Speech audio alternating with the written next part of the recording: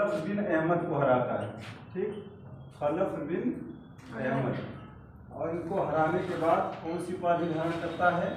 सुल्तान की उपाधि। ठीक, और सुल्तान की उपाधि धारण करने वाला महमूद गजनवी पहला तुर्क शासक। तो नहीं, ये तुर्क, अब तुर्कों का आक्रमण देखिए तो मुस्लिमों में दो तरह के मुस्लिम हमने बताया, एक अरब और दूसरा तुर्की। हाँ, तो ये तुर्की वाले हैं, तुर्क वाले। और ये अरब देश से जो आए थे उनके बारे में हमने कासिम वगैरह की बात की। इसमें जो हम गजनवी और गोरी की बात करेंगे। ठीक, ये बताए थे, आपके दिमाग में खाका बना होगा। तो ये जो है खलफ बिन अहमद को हराने के बाद सुल्तान की उपाधि धारण किया था। कौन? महमूद गजनवी। तो आप देखिए, सुल्तान की उपाधि इसने खलफ बिन अहमद को पराजित करने के बाद धारण किया। और बताया जाता है कि यह पहला तुर्क सुल्तान था जिसने जो है सुल्तान की उपाधि धारण की। और फिर इसी तरह से यद्यपि इसके सिक्कों पर अमीर महमूद अंकित है। अगर सिक्कों की बात करें तो इसके सिक्कों पर अमीर महमूद अंकित है, अमीर महमूद अंकित है। तो सिक्कों पर इसके अमीर महमूद अंकित किया गया था। अपने ये जो शक्ति, सबसे पहले अपने शक्ति का जो विस्तार किया, तो इसने सबसे पहले हेरात, बल्ख और जो है फिर जो है खुरासान की विजय करता है और अपनी शक्ति को दृढ़ करता है। उसके बाद जो है यह जो है दो उपाधियां इसको मिलती है बगदाद के खलीफा के द्वारा। एक तो इसने सुल्तान की उपाधि धारण की, किसको हराया? यही करता खलफ बिन अहमद को, सिस्तान के राजा खलफ बिन अहमद को हराया। फिर उसके बाद जो है इसने अपनी शक्ति को सुदृढ़ करने के लिए हेरात, बल्ख, बस्त और खुरासान को विजित किया। हेरात, बल्ख, बस्त और खुरासान को विजित कर दृढ़ किया। बगदाद के खलीफा, अब देखिए यहाँ पर उस समय बगदाद के खलीफा जो इसको दो उपाधियाँ दे रहे हैं, वो कौन कौन सी उपाधियाँ हैं लिख लीजिए अगर ना लिखे हों। बगदाद के खलीफा अल कादिर बिल्लाह ने, अल कादिर बिल्लाह ने, अल कादिर बिल्लाह ने, ये पूछा जाता है सवाल, भाई नोट कर लेना। अल कादिर बिल्लाह ने 999 ईस्वी में, 999 ईस्वी में जो प्रदेश इन्होंने जीता था, हेरात या हिरात, बल्ख, अब देखिए इन जीतों को जो है वो मान्यता प्रदान कर रहा है खलीफा। कहाँ का? बगदाद का। क्या नाम है? अल कादिर बिल्लाह। हेरात, बल्ख, बस्त और खुरासान, बस्त और खुरासान की विजय करने पर वह खुश होता है और वो जो है महमूद गजनवी को एक मान्यता देते हुए उसे अमीनुद्दौला,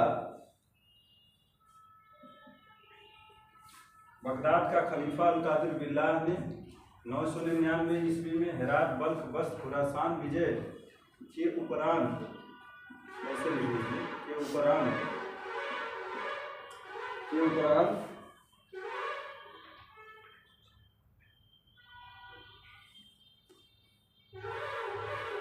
इन प्रदेशों पर उसकी विजय को स्वीकार करता है। इन प्रदेशों पर उसकी विजय को मान्यता देते हुए, उसकी विजय को, ऐसे लाइन बनाना, मान्यता देते हुए कौन सी दो उपाधियां देता है? लिख लीजिए आगे। अमीन, यमीन उद्दौला, यमीन उद्दौला, यमीन उद्दौला की उपाधि देता है।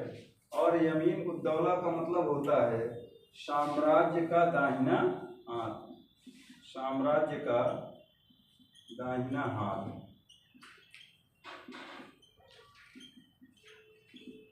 यमीन उद्दौला, और दूसरी उपाधि देता है अमीन उल मिल्लाह। दूसरी जो उपाधि उसकी है उसके द्वारा प्रदान की गई है अमीन उल मिल्लाह, अमीन उल मिल्लाह। ये दो उपाधियां दी गई किसके द्वारा? बगदाद के खलीफा अल कादिर बिल्लाह के द्वारा।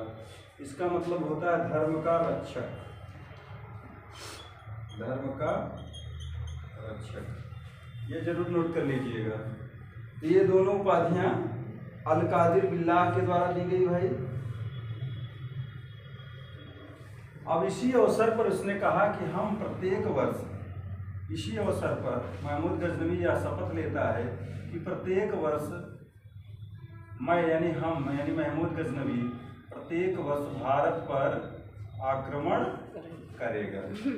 ठीक।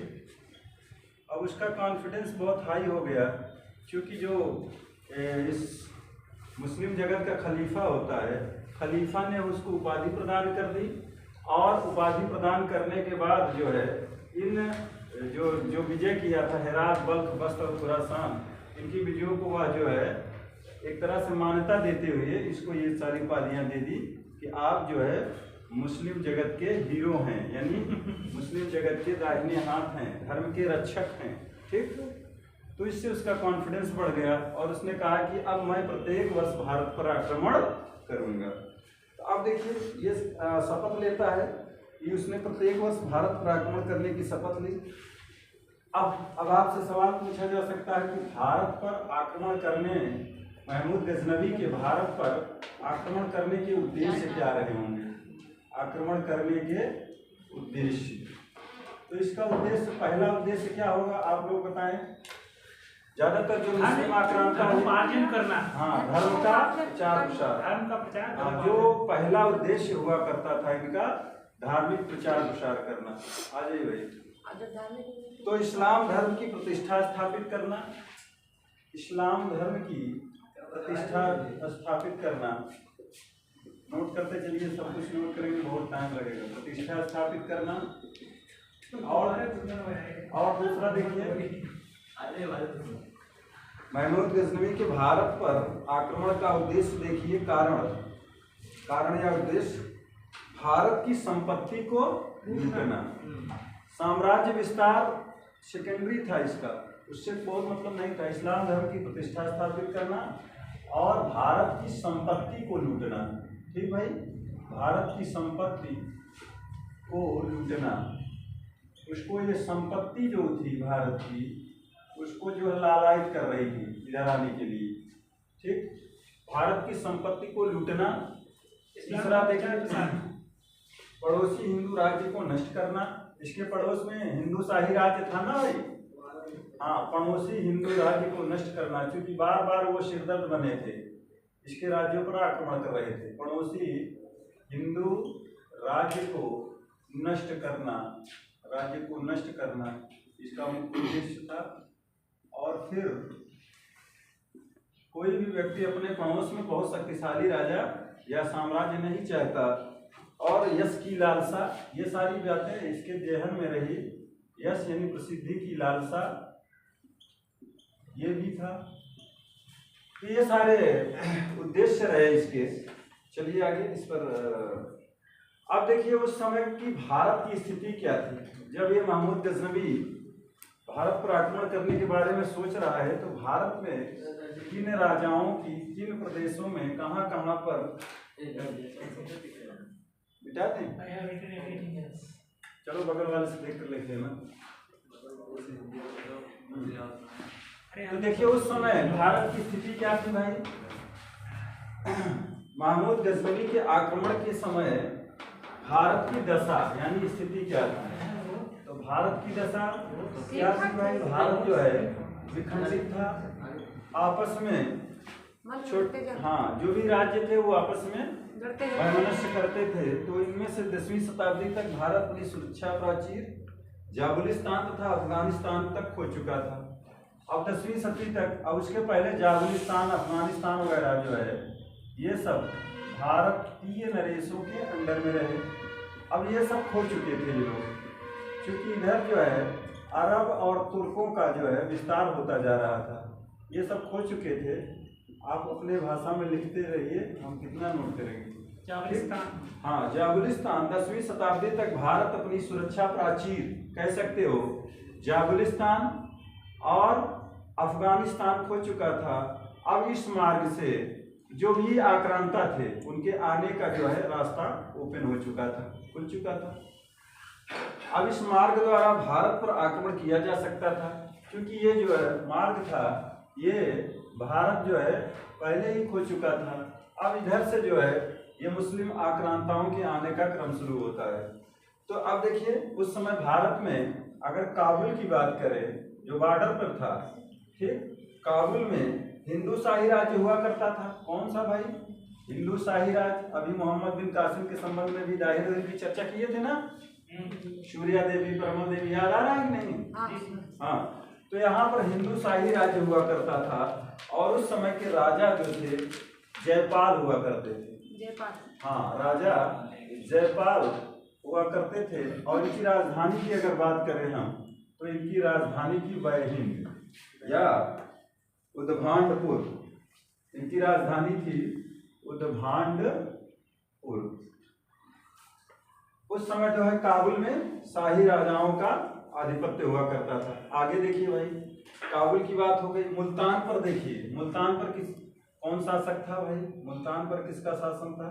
जब महमूद गजनवी भारत पर आक्रमण करने के बारे में सोच रहा है, यानी कि वहां से चल रहा है कि अब हमें जो है किसी भी हाल में भारत की विजय करना है, इस्लाम धर्म की प्रतिष्ठा स्थापित करना है, संपत्ति लूटना है, यश की लालसा लेकर। तो मुल्तान पर जो है उस समय करमाथी सिया मुल्तान फत्ते दाऊद थे उस समय भाई।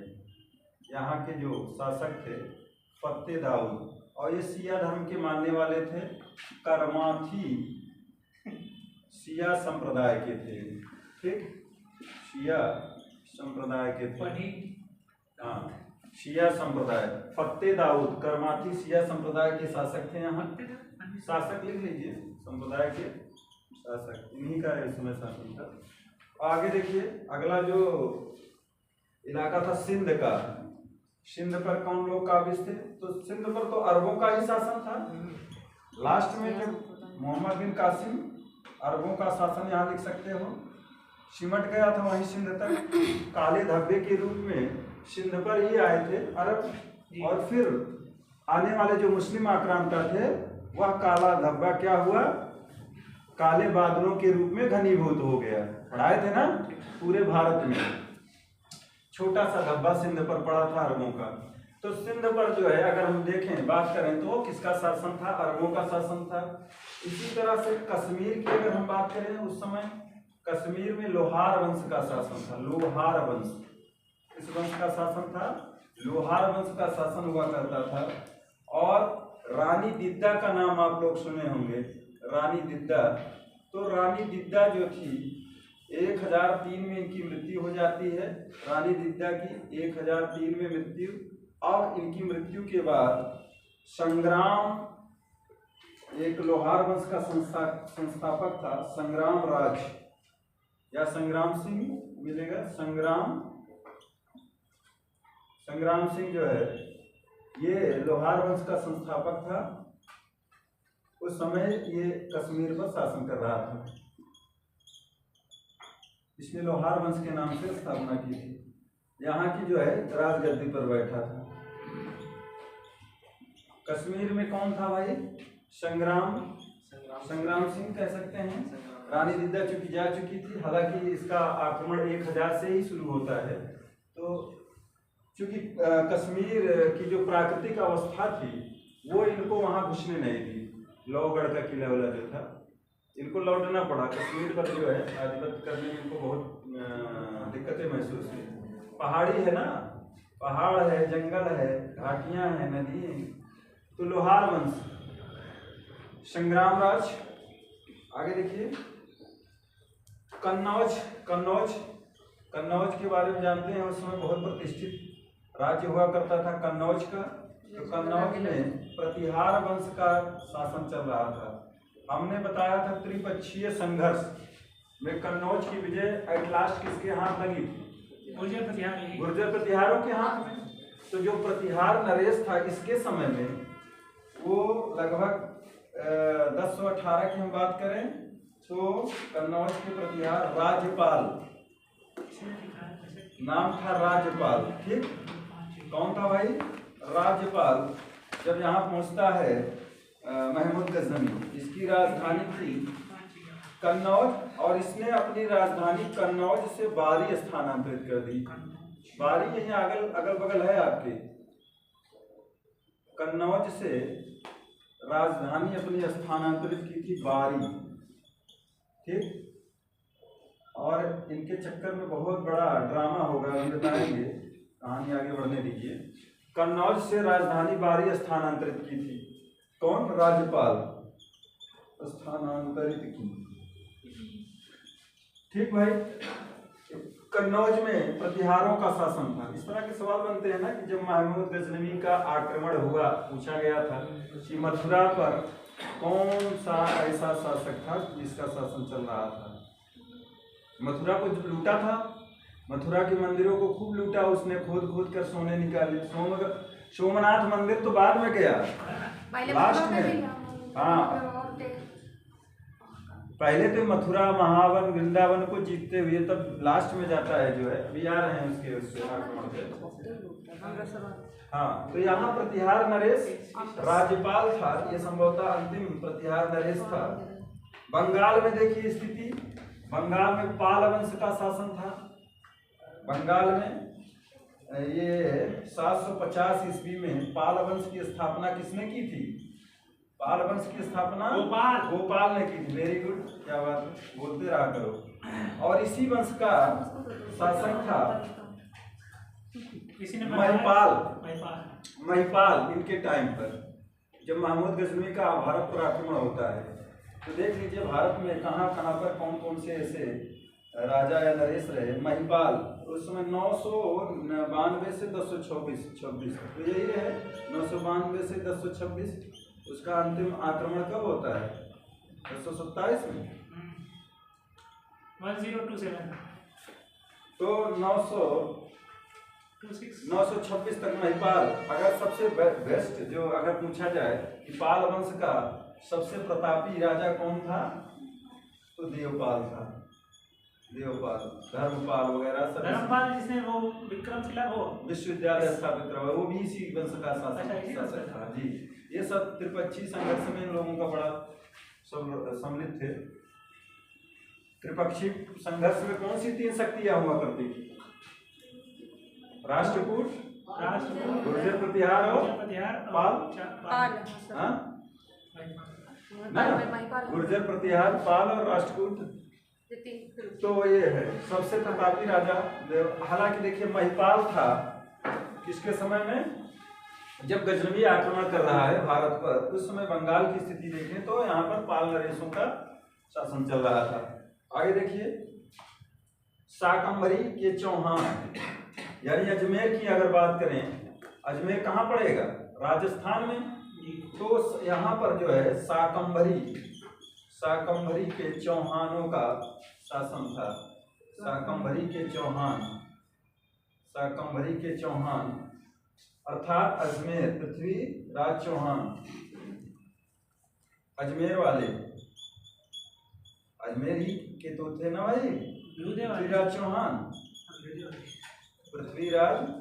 चौहान अर्थात पृथ्वीराज चौहान मतलब पृथ्वीराज थर्ड, ठीक। हाँ, तो अब देखिए अजमेर, पृथ्वीराज चौहान। और इसके शत्रु की अगर बात करें तो इसका सबसे घनघोर शत्रु कौन था? घोर शत्रु कौन था? अरे जयचंद तो आपस में ही तो लड़ते थे। जयचंद्र इनका बहुत बड़ा शत्रु था। आ रहे हैं वहाँ, बताते हैं कैसे शत्रु की कमी नहीं। इनकी बिटिया संयोगिता का अपहरण कर ले गए थे ना। हालांकि रिश्ते में ही लगते थे आपस में लोग। संयोगिता चूंकि मन ही मन जो है इनको पृथ्वीराज चौहान को चाहती है। एक कहानी मिलती है कि उसके स्वयंवर रचा गया, तो इसको अपमानित करने के लिए पृथ्वीराज चौहान को उसकी काठ की मूर्ति, कास्ट यानी लकड़ी की लगा दी गई। संयोगिता गई तो उसी के गले में हार डाल दी, समझ गए। और वहां पर भेष बदल कर पहले से पृथ्वीराज चौहान उपस्थित थे और वो घोड़े पे बैठा लिए और भाग ले गए। हाँ, नहीं बताए थे आपको कि जो है कृष्ण भगवान कृष्ण और सुभद्रा यही कहानी एक बताई कि सुभद्रा का अपहरण अर्जुन ने नहीं स्वयं एक तरह से सुभद्रा ने किया, ये कहानी गढ़ दी थी भगवान कृष्ण ने। ठीक, तो ऐसे तो इसीलिए जो है जयचंद्र जो था, अगर जयचंद्र इनके साथ जुड़ा होता तो गोरी की हिम्मत नहीं थी। बहुत बड़े नरेश हुआ करते थे जयचंद्र, बहुत सशक्त नरेश, और पृथ्वीराज चौहान भी अपने आप में। हालांकि जो है पृथ्वीराज चौहान ने पूरे भारत को एक सूत्र में पिरोया होता तो ये स्थिति न होती, और ये आपस में लड़ते रहे, और इसका फायदा जो है जितने भी आक्रांता है उनको मिलता गया। अब देखिए पृथ्वीराज चौहान, शाकंभरी के चौहान, इसका मुख्य शत्रु कन्नौज का जयचंद्र था। और दिल्ली में देखिए उस समय शाकंभरी क्या था? शाकंभरी एक शायद कोई देवी है, क्योंकि शाकंभरी देवी मंदिर सहारनपुर में है। दुर्गा का मंदिर है। हाँ हो सकता है, लेकिन शाकंभरी ये दुर्गा मंदिर है सर शायद। कहाँ पर है? सहारनपुर में है सर। हाँ, शाकंभरी देवी का मंदिर है सहारनपुर। हाँ सर। हाँ, ये यूपी स्पेशल पढ़ रहे हो? हाँ बिल्कुल। ये शाकंभरी स्थान रहा वहाँ का, संभवतः अजमेर राजस्थान में पड़ता है, तो इसीलिए इनको कहा जाता है शाकंभरी का चौहान, शाकंभरी वंशी। अब दिल्ली की स्थिति देखिए, दिल्ली में जो है तोमर, दिल्ली के तोमर, हाँ दिल्ली में तोमरों का शासन था, ये बताए थे कि ना आपको?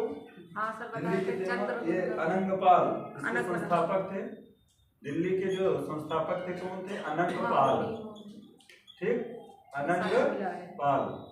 तो अनंगपाल जो थे वो दिल्ली में तोमर वंश के संस्थापक हुआ करते थे। मालवा की स्थिति देखिए, मालवा में परमार, ऊपर मिटा देंगे, चल रहे हैं।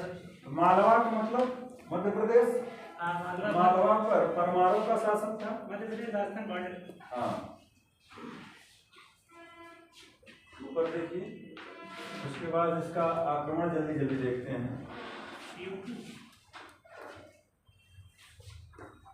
अब देखिए, अगर मालवा की बात करें तो इस पर परमार वंशी शासकों का राज्य हुआ करता था।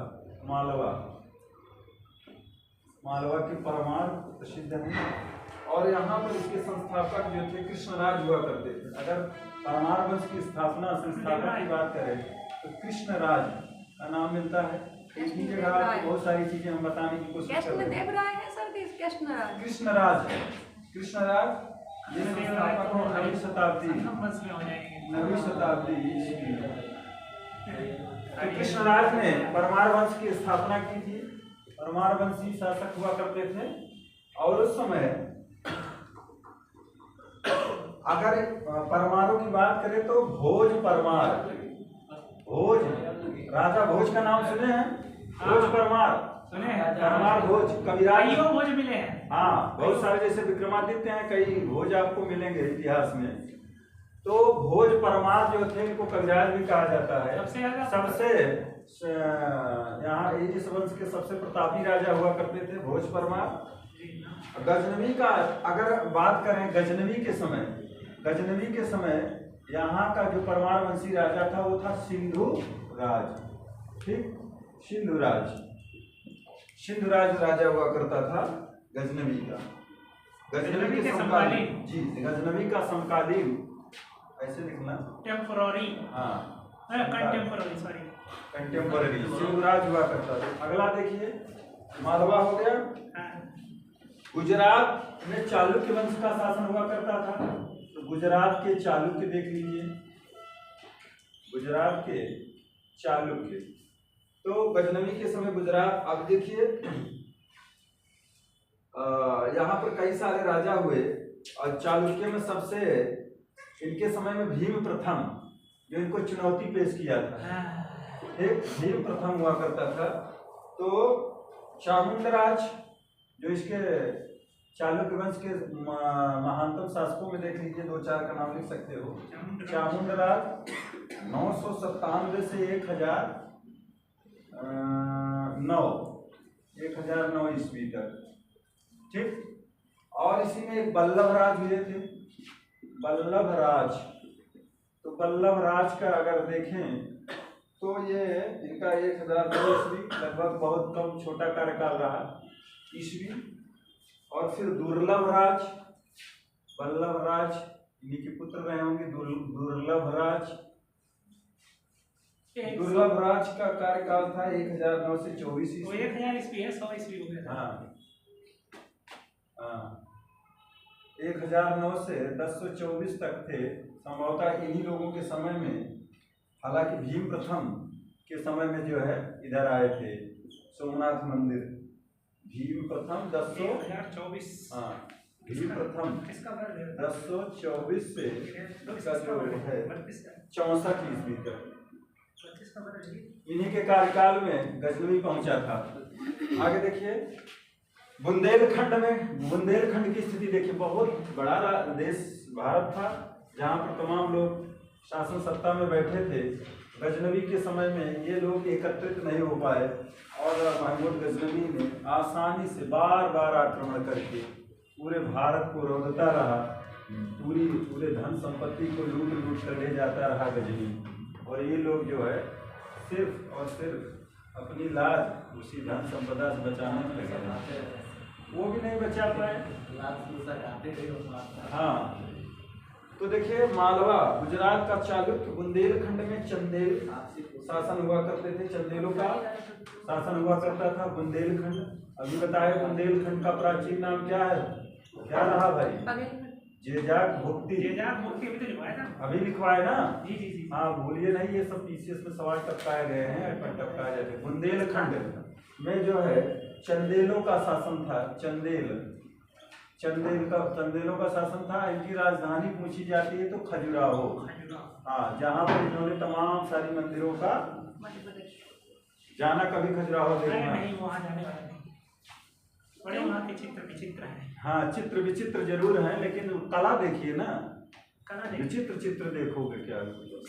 वहाँ की कला देखिए। उस कला को किससे जो है उकेरा गया है। हाँ, अब तो अगर अश्लीलता की आप बात करेंगे तो अब तो चलचित्रों में भी अश्लीलता तमाम दिखाई जा रही है। तो उस समय देखिए कैसे जो है चित्रों को उन्होंने पत्थर में गढ़ा। तो ये आप खजुराहो में जाकर देख सकते हो। और चंदेलों ने ही जो है, अभी हमने बताया कि पूछा गया था पीसीएस में कि मातंगेश्वर मंदिर, खजुराहो का मातंगेश्वर मंदिर किस देवता को समर्पित? शिव को। हाँ, आपको हम जो भी पढ़ाएंगे वो कहीं न कहीं पकड़े जाएंगे। वो इंटरकनेक्टेड। हाँ, इंटरकनेक्टेड पीसीएस के एग्जाम में और बड़े एग्जाम में कहीं। तो वो जो है शिव को समर्पित था। मातंगेश्वर मंदिर यही था, चंदेलों ने बनवाया था। इसकी राजधानी एक बार पूछी गई थी। चंदेलों की राजधानी कहाँ हुआ करती थी? खजुराहो, जहाँ पर कई सारी मंदिरों का इन्होंने निर्माण करवाया, मूर्तियाँ गढ़वाई गई। त्रिपुरी के कलचुरी यानी है त्रिपुरी। हाँ, त्रिपुरी के कलचुरी। उस समय कलचुरियों का शासन हुआ करता था, या हाय वंश। उसमें जो है अगर देखें तो सब बेहतरीन जो राजा थोड़ा प्रतापी ठीक ठाक हुआ करते थे। तो उनका नाम था एक तो कोकल द्वितीय। इनका जो राज्यकाल था 990 से और ये थे 1015 तक। 990 से 1015 तक। और जो दूसरे थे गंगेय देव, इन्हीं की भी चर्चा किए थे ना, गंगेय देव। तो ये गंगेय देव थे। इन्होंने अपने सिक्कों पर माता लक्ष्मी के चित्र उकेरवाए थे। ठीक, गंगेय देव। तो गंगेय देव की भी चर्चा की जाती है। गंगेय देव 1015 से 1040 ईस्वी। तो इनके समय में जो है महमूद गजनवी इधर आया था। सबकी चर्चा करना मुश्किल है, तो जब पढ़ाएंगे तो विधिवत। और दक्षिण भारत की अगर हम बात कर लें, हालांकि वहां पहुंचा नहीं, गुजरात से आगे नहीं, तो दक्षिण भारत की अगर हम चर्चा करें तो परवर्ती चालुक्य और चोलों का इधर शासन था। परवर्ती चालुक्य और चोलों का शासन हुआ करता था। चालुक्य और चोलों का इधर शासन करा था। तो चालुक्य वंश का संस्थापक तैलक द्वितीय था ना? हाँ सर।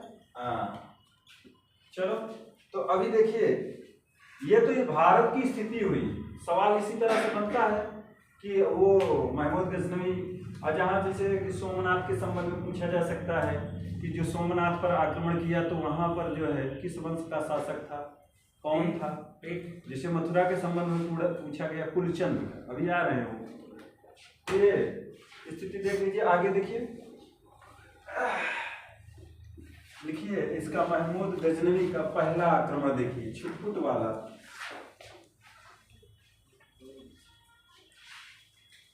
तो सबसे पहले जो है प्रथम आक्रमण ना, तो महमूद गजनवी ही तो पढ़ा रहे हैं, बार बार उसका नाम नहीं लिख रहे हैं, थोड़ा फास्ट चल रहा है ना। गजनवी का प्रथम आक्रमण, हालांकि देखिए इसके आक्रमण के संबंध में कहा जाता है कि इसने 17 बार भारत पर आक्रमण किया, लेकिन इतिहासकारों में बहुत मतभेद है।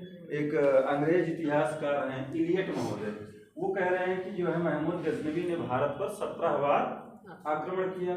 तो उनके जो है तथ्यों को लोगों ने स्वीकार किया, ये माना जाता है कि इसने जो है भारत पर कुल 17 बार आक्रमण किए थे।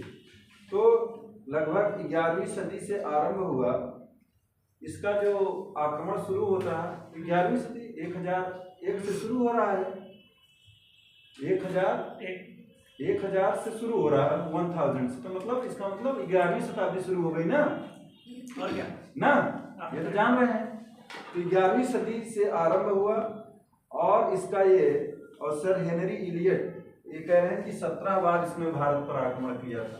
सर, इसका नाम लिख लीजिए, सर हेनरी इलियट या इलियट लिख लीजिए, इलियट। ये मानते हैं कि महमूद गजनवी ने भारत पर कितनी बार आक्रमण किया था? 17 बार आक्रमण किया था। महमूद गजनवी ने भारत पर कितनी बार आक्रमण किया? 17 बार, ऐसा मानना है सर हेनरी इलियट का। और तो ज्यादातर विद्वानों ने इनकी इस बात का समर्थन किया कि हाँ संभवतः ये बार बार आक्रमण किया, तो हो सकता है कि 17 बार इसका आक्रमण सही रहा हो। तो देखिए पहला आक्रमण इसका लगभग 1000 से प्रारंभ होता है और 1027 तक इसका आक्रमण अगर देखें महमूद गजनवी का, तो 1000 से स्टार्ट करके 1027 तक। अंतिम आक्रमण खोखरों और जाटों के विरुद्ध था। ठीक, 16वां आक्रमण इसका होता है सोमनाथ मंदिर में, जो भारत का सबसे चर्चित आक्रमण माना जाता है, सोमनाथ मंदिर विजय।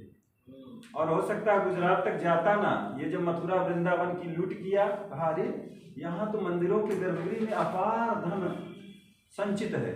अब इसकी लालसा धन लूटने वाली बढ़ती गई। अब इसकी चर्चा जो है, इसको सोमनाथ मंदिर की इसके कानों तक पहुंची, तो कहा कि ठीक है कोई बात नहीं, अब राजस्थान से हम आगे चलते हैं, काठियावाड़। हाँ, तो देखिए अब वहां पर कौन थे? चालुक्यों का शासन था ना, वही भीम प्रथम मिलते हैं उसको। तो देखिए 1000 से 1027 तक तो तमाम मतभेदों के बीच सर हेनरी इलियट का जो दावा है, जो उनका कथन है कि ये लगभग 17 बार भारत पर आक्रमण किया रहा होगा, उसको अधिकांश विद्वान मान लेते हैं। यहाँ अधिकांश विद्वान इलियट का समर्थन करते नजर आते हैं। तो अब देखिए, आइए पहला आक्रमण इसका देखिए, महमूद गजनवी का प्रथम आक्रमण। ये लगभग 1000 ईस्वी। अब देखिए आप पहली बार कहाँ करेगा भाई? आप उसके जो बॉर्डर पे हैं जो राज्य, उसी पर आक्रमण करेगा बिल्कुल ना। तो पहली बार जो इसका आक्रमण होता है भारत के संदर्भ में देखिए, भारत की तरफ, वो सीमावर्ती नगर हिंदुशाही कुछ किलों को जीता और वापस चला गया। तो आप लिख सकते हो सीमावर्ती नगर पर एक छोटा आक्रमण आप कह सकते हो। अब इसकी लालसा बढ़ाए गए, सीमावर्ती नगरों अर्थात हिंदुशाही राज्य पर इसका आक्रमण होता है। हिंदुशाही राज्य की भी हमने चर्चा किया, कौन था महाराजा उस समय? जयपाल। ठीक, हिंदुशाही राज्य पर आक्रमण इसका होता है, यानी सीमावर्ती राज्य हिंदुशाही राज्य पर, और कुछ किलों को ये जीतता है, और कुछ किलों को जीतने के बाद यह जो है जीतते हुए और कुछ धन संपदा लूटते हुए ये गजनी वापस लौट जाता है। ठीक, अपने शब्दों में आप लिखते चलिए। अब दूसरा आक्रमण देखिए, यहाँ बहुत सारी कुछ इस तरह का घटनाक्रम नहीं हुआ था जो आपको बताया जाए या जहाँ से सवाल बन सकते हैं। तो हिंदू शाही राज्य पर यानी सीमावर्ती नगरों पर इसने पहला आक्रमण किया महमूद गजनवी 1000। अब देखिए दूसरा इसका दूसरा आक्रमण देखिए, द्वितीय आक्रमण चाहे लिखेंगे, द्वितीय आक्रमण। अब थोड़ा से आगे बढ़ने की कोशिश करेगा ये। इसका जो दूसरा आक्रमण है, द्वितीय आक्रमण है, 1001 या 2 के बीच में हुआ। तो तमाम किताबों पर जो है डेट या सन बहुत कंफर्म नहीं है, हमने खोजा तो इसको एकदम ऑथेंटिक ये पूछा भी नहीं जाएगा। सारे आक्रमण, हाँ, तो आप जो है जल्दी जल्दी निपटाते चलेंगे। तो दूसरा देखिए इसका द्वितीय आक्रमण, ये भी हिंदू शाही राज्य पर हुआ। अब उस समय वहां पर जो राजा था, क्योंकि यहाँ पर कुछ किलों को जीता और चला गया, बार बार ये हिंदू शाही राजा उसके मारने और उद्धक बनेंगे। क्यों? क्योंकि बिना उसको क्रॉस किए उसको इधर उत्तर भारत या यूँ कह सकते हैं अंदर भारत सिंध या हिंदू शाही राज्य को जब तक वो जीतेगा नहीं या इनको पदस्थ नहीं करेगा, आगे का मार्ग उसका खुलेगा नहीं, हाँ प्रशस्त नहीं होगा। तो हिंदू शाही राज्य पर ये दोबारा आक्रमण कर रहा है। और यहाँ पर कौन उसको मिलते हैं? जयपाल। यहाँ के राजा कौन मिलते हैं इसको? जयपाल। तो जयपाल जो है बड़ा स्वाभिमानी राजा हुआ करता था उस समय। तो इसने जो है पेशावर के निकट इनसे जो है 2-2 हाथ करने की कोशिश की। कौन? राजा जयपाल। पेशावर के निकट मुकाबला किया और इस मुकाबले में विजय किसकी हुई? उसी की होनी थी विजय, महमूद गजनवी की। हाँ, महमूद गजनवी की विजय हुई। अब जयपाल और उसके नाती पोते जो भी थे उनको सबको सेनापति सहित सबको बंदी बना लिया गया। ठीक, अब बंदी बना लिया जाता है यहाँ पर और फिर राजधानी बैहिंद अथवा उद्भांडपुर को जबरदस्त लूटा गया। इसकी एक राजधानी हुआ करती थी, अभी हमने लिखवाया था। ठीक, ध्यान देना, एक बार पूछा गया था राजधानी बैहिंद या इसी का नाम मिलता है उद्भांडपुर। ठीक भाई, हिंदू शाही राज्य की राजधानी पूछा गया पीसीएसपी में, उद्भांडपुर।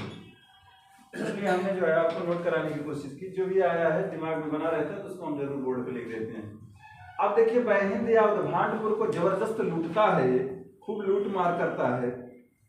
अंत में जो है समझौता करके, चूंकि इसका मुख्य उद्देश्य क्या है? संपत्ति को लूटना और पहले अपने राज्य को सशक्त बनाना, फिर उसके बाद धीरे धीरे अब जो है वो इस प्रकार वह लूट का अपार धन लेकर वह लौट जाता है।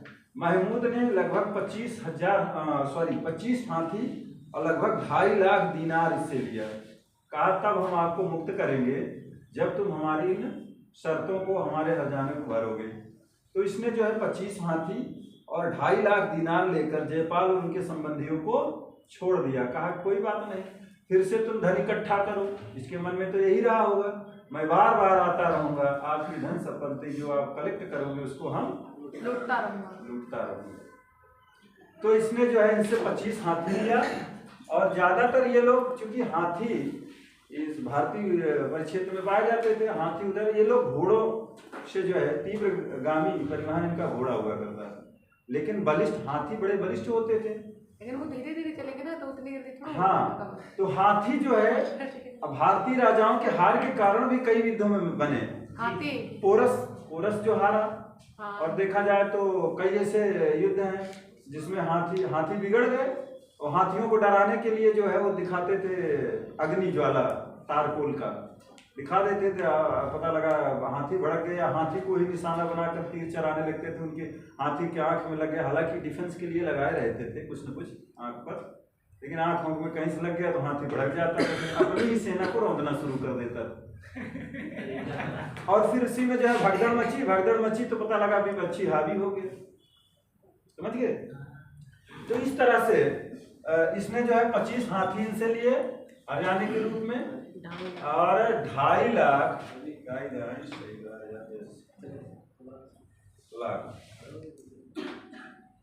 इतने लाख दीनार लेकर जो है इनको और इनके सगे संबंधियों को मुक्त कर दिया। ठीक, और कहा कि अब मैं जा रहा हूँ, कोई बात नहीं, आप जो है शासन। इस प्रकार जो है इसने लूट का अपार धन लेकर भारत से वापस ले लिया।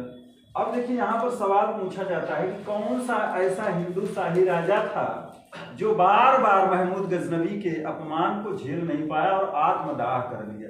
विशेष में सवाल पूछा गया। नेपाली तो करेगा। हाँ, तो आप लिख सकते हो एक लाइन में, चाहे लिख लीजिए, नहीं भूल जाओगे। इतिहास देखिए कितना वो सब होता है, नोट न करे हुए हैं सीक्वेंस में तो हम खुद गड़बड़ा जाएंगे। तो इसने जो है जयपाल निरंतर पराजयों से अपमानित होकर, स्टार बनाकर इसी वाले में लिख लीजिए, जयपाल निरंतर पराजयों से, किससे पराजित हो रहा है? महमूद गजनवी से। हाँ, जयपाल निरंतर अपनी पराजयों से अपमानित होकर अग्नि ज्वाला में कूद आत्मदाह कर लिया, ऐसे लिख लीजिए शार्ट में, आत्मदाह कर लिया। अब जो है वो मर गया, आत्मदाह कर लिया, सुसाइड कर लिया अग्नि में कूदकर। अब इसका एक पुत्र है, उसका नाम है आनंदपाल। ठीक, आनंदपाल गद्दी पर बैठता है। जयपाल का पुत्र कौन है? आनंदपाल। ठीक, देखिए जयपाल का पुत्र कौन है? आनंदपाल। तो जयपाल तो चला गया, लेकिन अभी जो है आनंदपाल, हिंदू शाही राज्य काफी सशक्त था, काफी मजबूत था बॉर्डर पर। ये कई बार इनके पर क्षेत्र में भी घुसकर ये लोग जो है तांडव मचाए और सुगुप्तगीन के समय में चर्चा किए थे जयपाल वगैरह काबुल पर, और उधर कई बार आक्रमण किए। अब देखिए आनंदपाल आता है, जयपाल की आत्मदाह करने के बाद राजगद्दी कौन संभाल रहा है? आनंदपाल। हाँ, उसका पुत्र आनंदपाल गद्दी पर बैठा। उत्तर भारत में राजशाही राज्य मुस्लिम आक्रमण का प्रथम शिकार।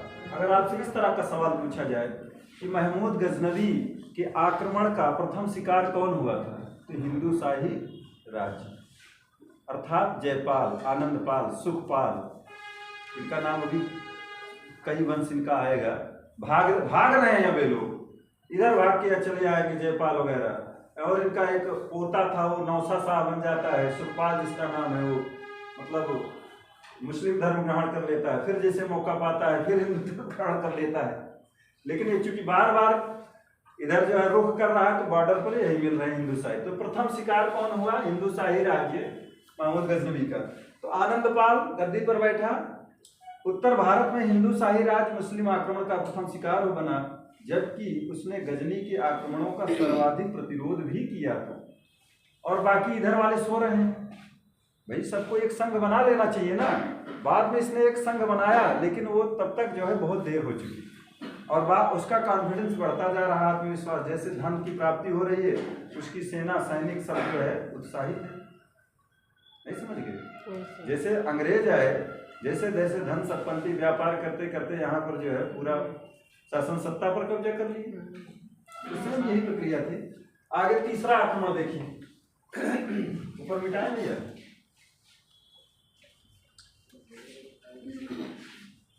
तो दो आक्रमण ये झेल गए, नहीं झेल पाए, जयपाल अग्नि में कूदकर आत्मदाह कर दिए। ठीक, आ गए आनंदपाल। आनंदपाल की भूमिका देखिए, हालांकि ये भी महत्वाकांक्षी व्यक्ति थे। आनंदपाल ने बहुत प्रतिरोध किया महमूद गजनवी का, लेकिन जो भी जैसे ये तुर्क जो है इन भारतीय राजाओं की कुछ कमजोरियां पकड़ लिए थे, इसका ये लोग फायदा उठाते रहे। बहुत सारे हिंदू, इसकी सेना में बहुत सारे हिंदू भी थे, सेवक राय, तिलक राय वगैरह, अभी लास्ट में बता देंगे, जो इनकी सेवा में थे, वो लोग इनका सहयोग भी कर रहे थे। ठीक, तो अगला देखिए तीसरा आक्रमण 1004।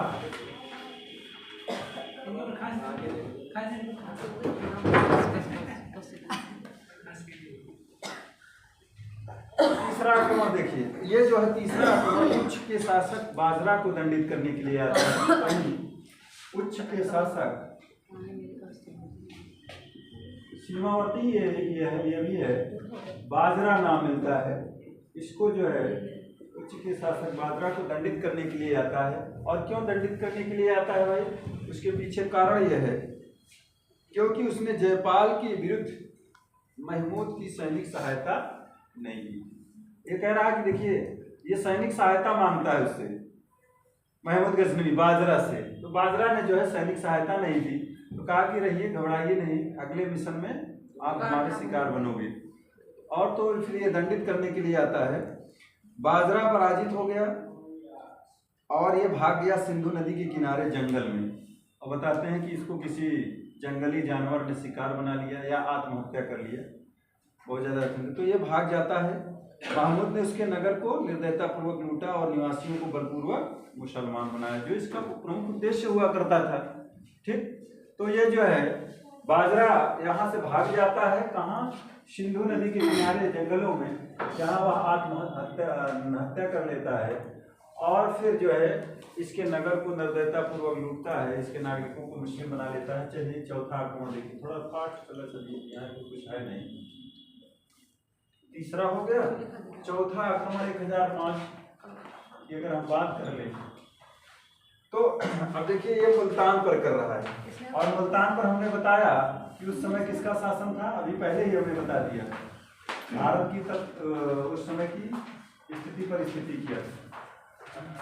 तो मुल्तान पर जो आक्रमण हुआ, तो मुल्तान पर आक्रमण हुआ शिया संप्रदायी कर्मांथियों के शासक अब्दुल फतेह दाऊद थे ना यहाँ पे, अब्दुल फतेह या फतेह दाऊद, अब्दुल फतेह दाऊद। तो इन पर इसका आक्रमण होता है मुल्तान पर।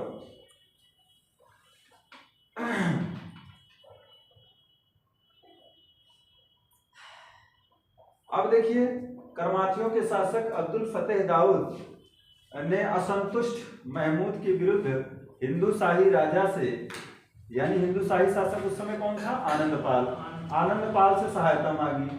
आनंदपाल जो कि जयपाल का पुत्र था, जयपाल आत्महत्या कर चुका था, ने भेरा के निकट मुकाबला किया। कहा कि आप इनको थामिए, ये चले आ रहे हैं, बढ़े आ रहे हैं, इनको जो है अवरोध उत्पन्न करिए।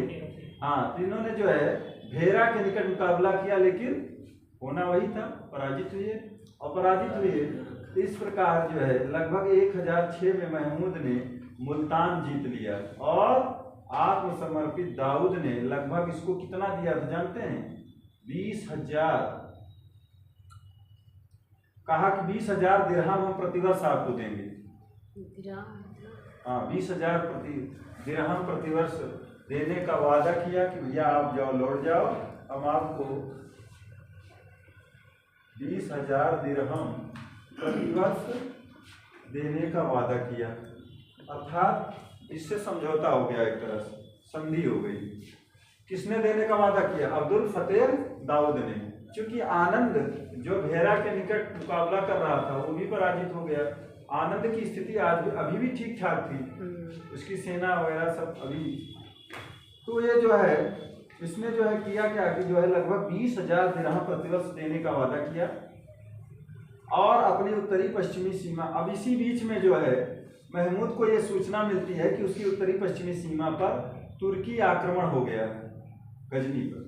ठीक, अब जब ये सूचना पाया तो महमूद को फिर जो है संधि करने के अलावा कोई विकल्प नहीं बचा। उसने जो है फतेह दाऊद से क्या किया, संधि कर ली और कहा कि ठीक है, आप हमको 20,000 दिरहम प्रतिवर्ष दिया करिए भाई, हम आपको मुक्त करते हैं। और उसने दाऊद को मुल्तान तथा अन्य विजित क्षेत्रों का, भारतीय क्षेत्रों का मतलब वो दे दिया, अधिकार दे दिया। हाँ, कि आप जो है इसको आप देखिए, आपके अंदर ये काम करेंगे।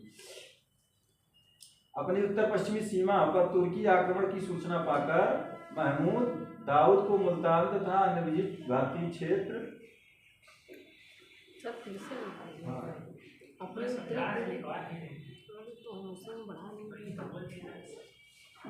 अब देखिए, लिख लीजिए, लिखना है, लिखना।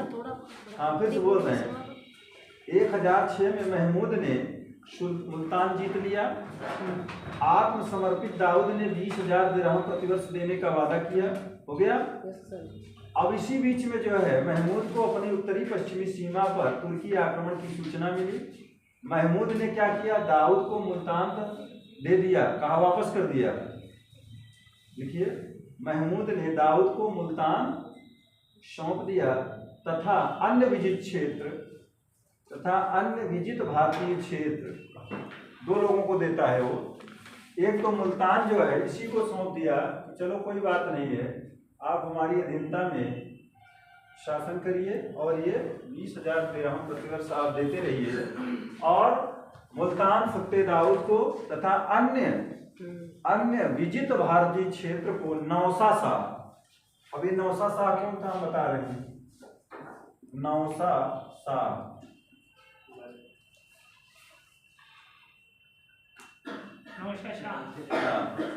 तो अन्य विजित भारतीय क्षेत्रों को एक नौसा शाह साहब थे उनको दे दिया।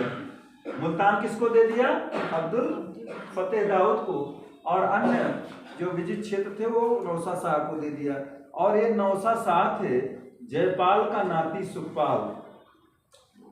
ये नौसा शाह कौन था? ये जयपाल का नाती सुखपाल था। इसका नाम क्या पड़ गया था सुखपाल का? नौसा शाह। आप समझ गए होंगे नौसा शाह क्यों नाम पड़ गया? क्योंकि वह अब मुस्लिम धर्म ग्रहण कर चुका था। किसके दबाव में? महमूद गजनवी के। हाँ, ये जरूर लिखना कि नौसा शाह जो मुस्लिम धर्म ग्रहण किया, तो नौसा शाह का जो पूर्व नाम था वो क्या था? सुखपाल। क्या था? सुखपाल। हाँ, क्लियर हो रहा है ना? तो ये सुखपाल जो है अब इसके दबाव में आकर इसने जो है क्या ग्रहण कर लिया? मुस्लिम धर्म। इसका नाम क्या हो गया? नौसा शाह। तो ये जयपाल जो आत्मदाह कर चुका है उसका ये नाती है। तो ये जयपाल का नाती सुखपाल था जिसे महमूद ने इस्लाम धर्म स्वीकार करने के लिए बाध्य किया था, को सौंप कर वो वापस चला गया। यानी मुल्तान दे दिया अब्दुल फतेह दाऊद को, और भारत के अन्य विजित क्षेत्रों को किसको दे दिया? नौसा शाह को। और वह नौसा शाह जो जयपाल का नाती हुआ करता था, उसने इस्लाम धर्म बाध्य होकर इस्लाम धर्म स्वीकार कर लिया था। अब उसको सौंप कर वह वापस चला गया। उसके जाने के बाद नौसा शाह और दाऊद ने विद्रोह कर दिया। अपनी जो गुलामी का जुआ था वो उतार फेंका। दाऊद ने भी कहा हम कुछ नहीं मानते, तुम्हें प्रतिवर्ष 20,000 दिरहम नहीं देंगे। और नौसा शाह भी अपना ये टाइटल हटाकर फिर से सुखपाल बन गया, हिंदू धर्म ग्रहण कर लिया। कहा कोई बात नहीं, फिर अगली दफा हम देखेंगे आपके बारे में। फिर इसी तरह से कहा गया कि जो है फिर 1008 में आता है महमूद महाभारत आया, और उसने नौसा शाह और दाऊद को बंदी बनाकर मुल्तान को अपने राज्य में मिला लिया। इस तरह से अगला आक्रमण देखिए, पांचवा इसका। सारे नहीं हो पाएंगे ना सर, टाइम हो गया, जा रहे बच्चे कल पड़ा। सर जी 4:30 बजे छोड़ 4:30 हो गया। सर छोड़ 10 मिनट है अभी। चलो 10 मिनट है तब तक तो चलने दो। 10 मिनट सर चलते जरा हम ले 10 मिनट में ये लोग 100 किलोमीटर पहुंचते ही।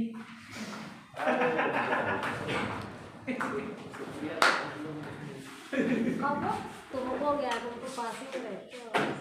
नहीं, एरोप्लेन से 10 मिनट में आप 100 किलोमीटर पार कर जाएगी। सच में मैं एक बार लखनऊ से गया था। पैसे देंगे। हाँ, लखनऊ से गया था, 1 घंटे में पहुंचे दिल्ली। तो कितना हुआ जाएगा? 15 चक्कू 60 और 400 किलोमीटर है। बहुत तेज चलाते हो गाड़ी भाई। नहीं, ये गाड़ी से नहीं, प्लेन से चलता है। प्लेन 600 किलोमीटर प्रति घंटा के चार्ज चलता है। छोटा डोमेस्टिक वाला जो होता है देश के अंदर चलता है। 15 मिनट में 100 किलोमीटर पार कर जाएगी। अब देखिए पांचवा आक्रमण इसका देख लीजिए। तो पांचवा आक्रमण लिखिए आगे, पंजाब में ओहिंद पर। पांचवा आक्रमण जो इसका हो रहा है पंजाब ओहिंद पर। ओहिंद पंजाब, ओहिंद, हाँ ओहिंद पंजाब पर इसका आक्रमण हुआ। और उस समय देखिए पंजाब पर कौन था भाई? जयपाल का पौत्र वही नौसा शाह। नौसा शाह इधर भाग आया था नौसा शाह, और इसका चूंकि अपने अन्य विजित क्षेत्रों को इसको दिया था, यानी कोष्टक में लिख लीजिएगा सुखपाल। हाँ, ओहिंद पर द्वारा महमूद की अधीनता और इस्लाम का त्याग कर स्वतंत्रता की घोषणा करने के कारण उसे दंडित करने के लिए किया गया पांचवा आक्रमण। नौसा शाह पराजित हुआ और बंदी बना लिया गया। यहाँ पर नौसा शाह को, चूंकि नौसा शाह ने फिर से हिंदू धर्म स्वीकार कर लिया था, अभी बताया ना, तो इसने कहा कि ठीक कोई बात नहीं, पंजाब पर आक्रमण करता है, नौसा शाह पराजित हो जाते हैं, इनको ये महमूद गजनवी क्या करता है? बंदी बना लेता है। ठीक, बंदी बना लेता है। चलिए थोड़ा जल्दी जल्दी कर लिया जाए। पांचवा हो गया, अब देखिए छठा आक्रमण इसका जो इम्पॉर्टेंट रहेगा उसको हम मिलकर बताएंगे। जो इम्पॉर्टेंट रहेगा, चूंकि यह इस्लाम का त्याग कर चुका था इसलिए जो है इसको दंडित करने के लिए पांचवा आक्रमण किया 1007 में। पांचवा हुआ था 1007 में। और छठा देखिए लगभग 1008। तो 1008 में देखिए हिंदू शाही राजा आनंद पाल के विरुद्ध किया गया। अभी आनंद पाल को पूरी तरह से नेस्तना नाबूद नहीं कर पाए थे, वो क्योंकि ये चले जाते थे फिर उठ खड़े होते थे। हाँ, तो आनंद पाल के विरुद्ध हुआ। चूंकि 1005 में मुल्तान विजय के समय आनंद पाल ने बाधा पहुंचाई थी। फतेह दाऊद ने उनसे क्या मांगा था? मुल्तान विजय के दौरान सहयोग मांगा। इन्होंने भेरा में जाके उसका मुकाबला कर लिया, बाधा पहुंचाने की कोशिश की, तो कहा कि कोई बात नहीं, अब हम आपसे दो दो हाथ करेंगे। तो छठे आक्रमण में जब आता है तो ये आनंद पाल के विरुद्ध, हाँ, आनंद पाल के विरुद्ध इसका छठा आक्रमण होता है। क्योंकि 1005 में मुल्तान विजय के समय आनंद पाल ने बाधा पहुंचाई थी, यानी रुकावट, भेरा वाला जो युद्ध हुआ था, भेरा का युद्ध, ठीक, बाधा पहुंचाई थी। आनंद पाल ने उज्जैन की, अब देखिए यहाँ पर आनंद पाल पहले से तैयारी कर रहा था, ठीक। यहाँ पर एक बहुत बड़ा संघ बनाता है, कह रहा कि इस बार हम निर्णायक युद्ध लड़ेंगे महमूद गजनवी से, और लड़ भी देता। हालांकि ये काम इसको और पहले करना चाहिए था। इसको पता था कि भेरा में हमने इसको रोका है मुल्तान विजय के लिए, निश्चित तौर पर हमसे ये ऑफरेंस की भावना से ग्रसित है, इस बार आएगा पूरी तैयारी से। अब आनंद पाल ने क्या किया, आगे बढ़ा लीजिए, एक संघ बनाने की कोशिश की। उज्जैन के परमार, ग्वालियर के कछवाहा, उज्जैन के परमार, हाँ, उज्जैन के परमार, परमार वंशी नरेश, अरे भाई मालवा की परमार भी पढ़ाए नहीं, भोज परमार की चर्चा की। हाँ सर। हाँ, तो उज्जैन के परमार, ग्वालियर के कछवाहा, इन सब राजाओं को मिला लिया। कछवाहा, ग्वालियर के कछवाहा, कालिंजर के कलचुरी, कालिंजर के कलचुरी राजाओं को भी मिला लिया। कलचुरी है जो आपको अभी हमने बताया था शुरू में ही। इसी तरह से कन्नौज के राठौर, कालिंजर के कलचुरी, कन्नौज आपके बगल में है, कन्नौज के राठौर, आसपास में राठौर वंश का शासन हुआ करता था, राठौर। दिल्ली, अजमेर आदि, हाँ, दिल्ली में तोमर थे ना, हाँ सर। अजमेर में शाकंभरी चौहान वगैरह, दिल्ली अजमेर आदि लिख लीजिए। अजमेर के चौहान, और पंजाब के लगभग, पंजाब में खोखर जातियां हुआ करती थी, खोखर, ये बड़ी लड़ाकू जातियां हुआ करती थी, खोखर जातियां आज भी है। हाँ, आज भी, हाँ, तो पंजाब की खोखर जातियां लगभग उस समय थी 30,000 खोखर इसके पक्ष में आ गए भाई, 30,000 खोखर। पंजाब के खोखरों को मिला लिया, सहायता से एक विशाल सेना बनाई। किसने? आनंद पाल ने, जो जयपाल का पुत्र है आनंद पाल।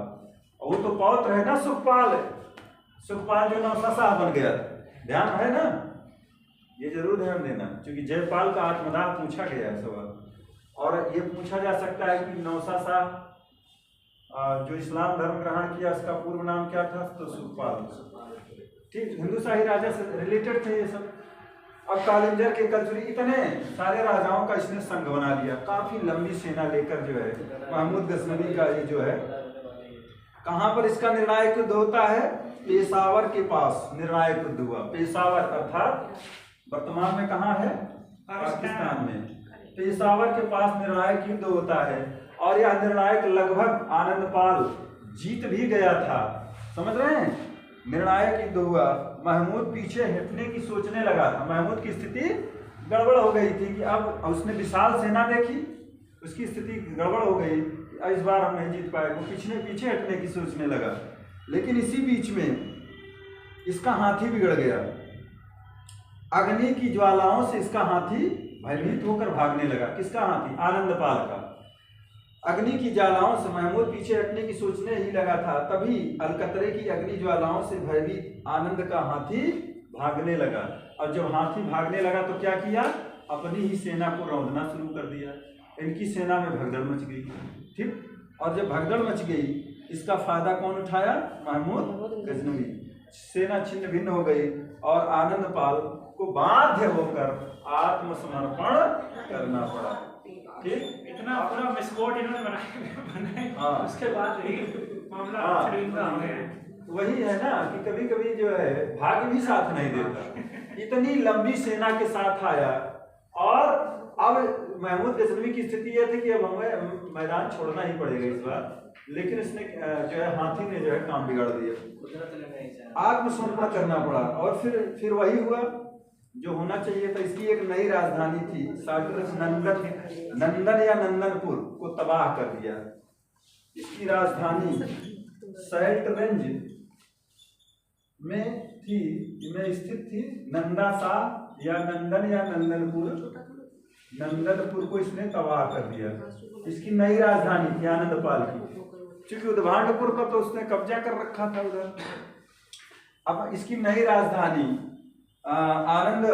नंदनपुर को इसने नंदनपुर को तबाह कर दिया।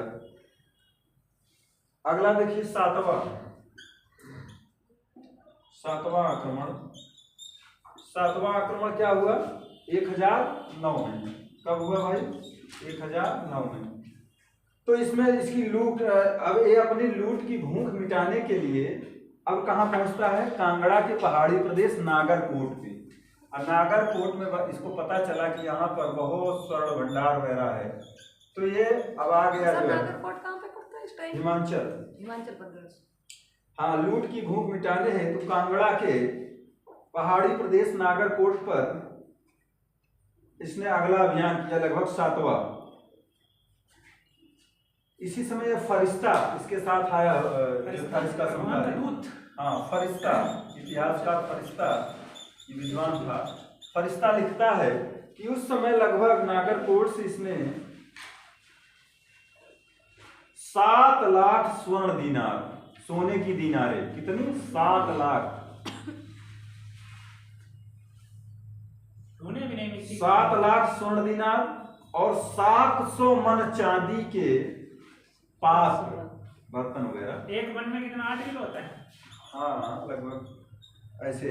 तो ये लगभग 7 लाख स्वर्ण दीनार, सोने की दीनारें, स्वर्ण दीनार, हाँ, और लगभग 700 मन चांदी के पात्र और 200 मन शुद्ध स्वर्ण मुद्राएं। इतना सुन लीजिए, लिखिए चाहे नहीं, लगभग 200 मन शुद्ध स्वर्ण मुद्राएं और 2000 मन अपरिष्कृत चांदी रजत। मन का क्या होता है? मतलब 8 किलो या क्या? हमें लगता है वही 40 किलो वाला है क्या? भाई 40 किलो वाला। सर्च करो मन, उस समय मन चलता था। 40 किलो से कम नहीं होगा मन। हाँ,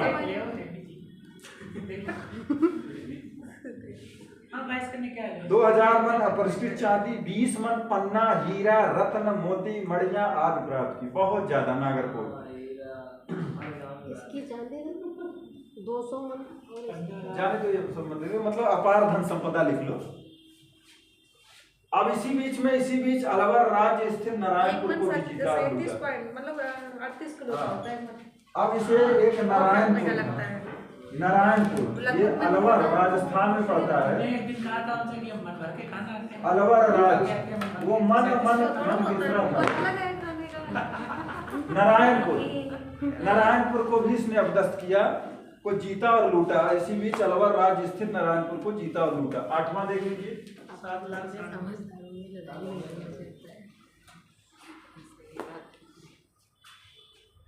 पानी लेके कोई बैठा है? नहीं यार, ये तो लग रहा परमानेंट वाला है क्या? वहाँ पर जो है काटन कपड़ा रखा है, उसमें भी दिया था।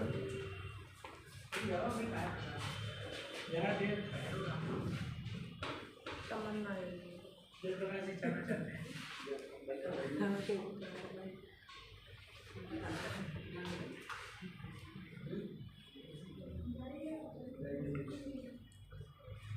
अगला देखिए भाई, ये 8वां आक्रमण 1010 में, 1010 मतलब 1010। 8वां आक्रमण देख लीजिए इसका। 8वां आक्रमण जो इसका हो रहा है मुल्तान पर दोबारा 8वां आक्रमण, ये जो हुआ इसका पानी पे चलेगा भी नहीं। मुल्तान पर हुआ, लेकिन नोट करिए तब तक सूझ जाएगा। 8वां आक्रमण इसने दोबारा मुल्तान पर किया। और मुल्तान पर कौन था जिसको इसने छोड़ दिया था? वही ना दाऊद। दाऊद। कहा था 20,000 दिरहम देंगे आपको प्रतिवर्ष, और इसने जो है फिर उल्लंघन कर दिया संधि का। फिर दोबारा कहा कोई बात नहीं, मुल्तान पर आ रहे हैं।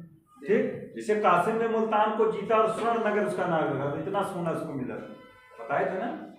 तो फिर दोबारा इसने दाऊद को बंदी बनाया और मुल्तान को सदा के लिए अपने अधीन कर दिया।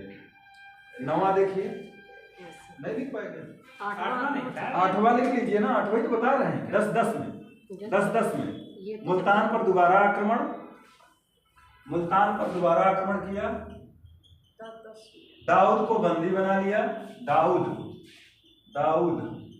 को बंदी बना लिया और मुल्तान को सदा के लिए अपने राज्य में मिला लिया। वन लाइन में लिखो, ज्यादा घटनाक्रम हुआ नहीं था यहाँ। मुल्तान को सदा के लिए अपने अधीन कर लिया। 9वां आक्रमण देखिए, 9वां कब हुआ था? 9वां हुआ 1013 से 1014 के बीच में।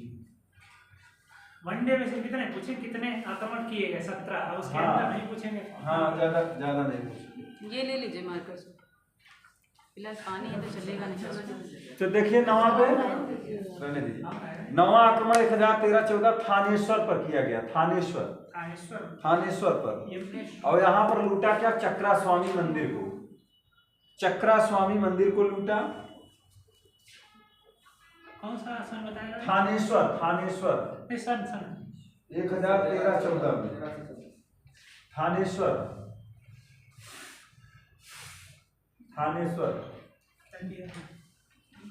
थानेश्वर में वहां पर जो है चक्रा स्वामी मंदिर था। तो चक्रा स्वामी मंदिर को इसने लूट लिया। देख लीजिए, चक्रा स्वामी मंदिर इधर चल जाएगा। चक्रा स्वामी मंदिर को लूटा। हाँ, चक्रा स्वामी मंदिर को लूटा। और इसी रास्ते में इसका अवरोध बने थे, एक शासक थे राजाराम। शासक राजाराम ने रोकने का सफल प्रयास किया। डेरा के शासक थे राजाराम। हाँ, डेरा शासक राजाराम ने इस आक्रमण में इसको रोकने को बोला, लेकिन ये रोक नहीं पाया इसको। सभी मंदिरों और मूर्तियों को तोड़कर लूट लाट के फिर चला गया। तो चक्रा स्वामी मंदिर, ये ध्यान देना कि ये लगभग 1013 में आक्रमण किया था। 9वें आक्रमण में थानेश्वर पर किया गया आक्रमण के दौरान चक्रा स्वामी मंदिर को लूटा था। 9वें आक्रमण में 10वां देख लीजिए। 10वां आक्रमण, 10वां देखिए 1013 में, ये भी उसी के साल में लगभग हुआ था। 1013। तो इसमें जो है इसने क्या, हिंदू शाही शासक अभी आनंदपाल थे ना भाई, आत्मसमर्पण किए थे। हाँ, द्वारा बनाई गई नई राजधानी नंदा शाह पर आक्रमण किया दोबारा से। एक बार तबाह किया था। आनंदपाल की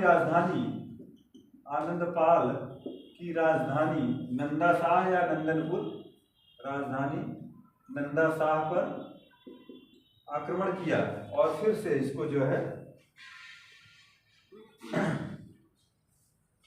अब इसी नंदा शाह पर ये आनंदपाल का एक पुत्र मिलता है जिसका नाम है त्रिलोचन पाल।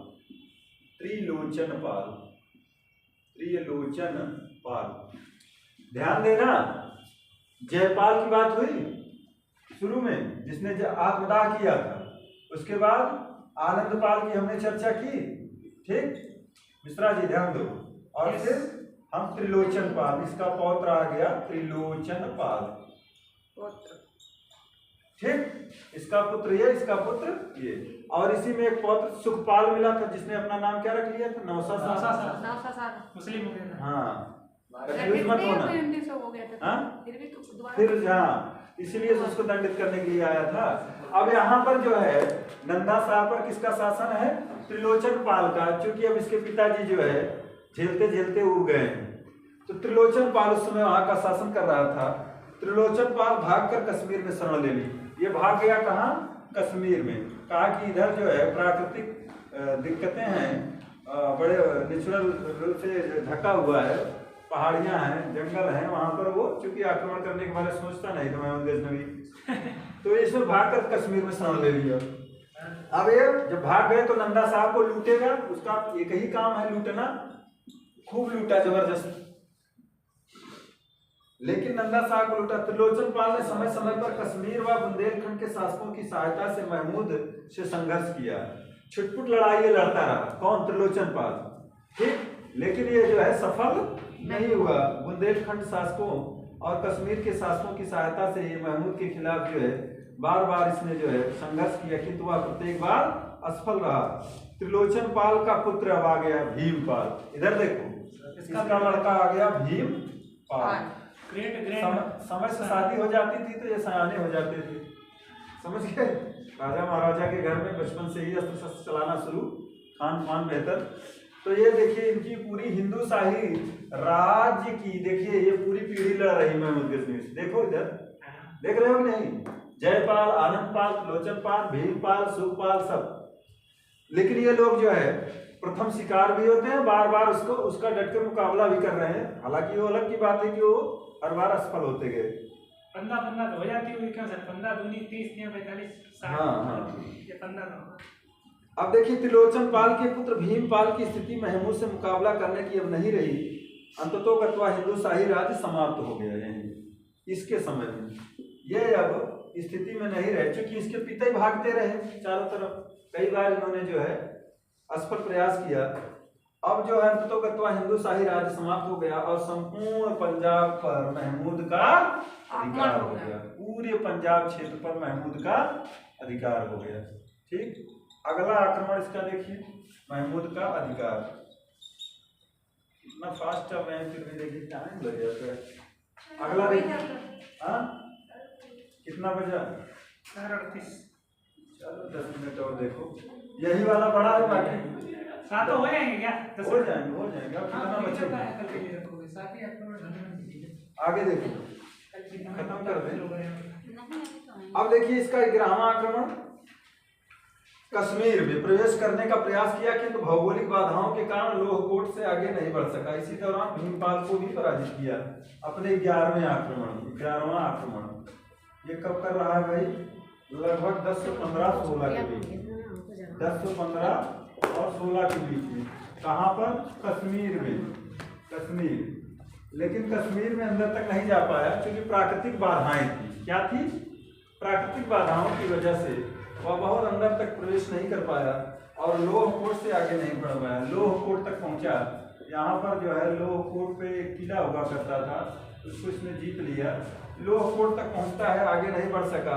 इसी दौरान यहाँ जो है यहाँ पर स्थित त्रिलोचन पाल के पुत्र भीमपाल को भी पराजित कर दिया, ठीक। अगला देखिए, पराजित किया। 12वां देखिए, 12वें में ये जो है ये तगड़ा आक्रमण है, कन्नौज पर किया गया आक्रमण। 12वां आक्रमण ये आपका 1018 में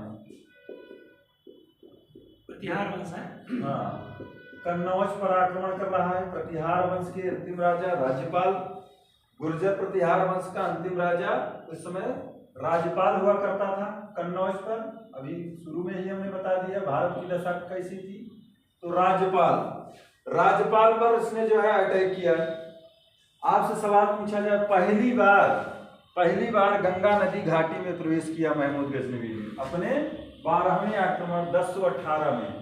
कन्नौज पर आक्रमण कर रहा है। वहां का शासक था गुर्जर प्रतिहार वंश का अंतिम राजा राज्यपाल, और यहाँ पर आक्रमण करता है।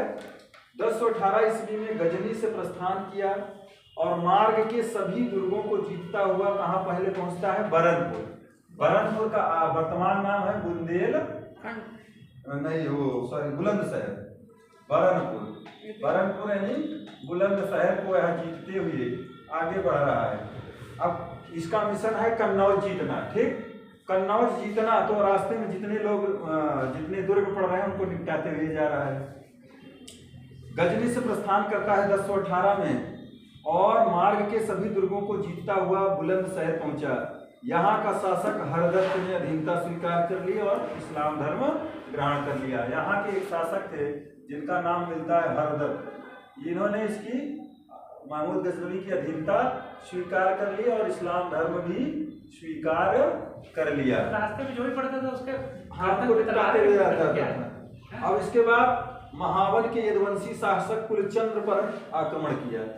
अब आगे बढ़ता बुलंद साहित्य से आगे आया महावन, यानी कि अब आ गया किधर, यूपी यानी मथुरा क्षेत्र में।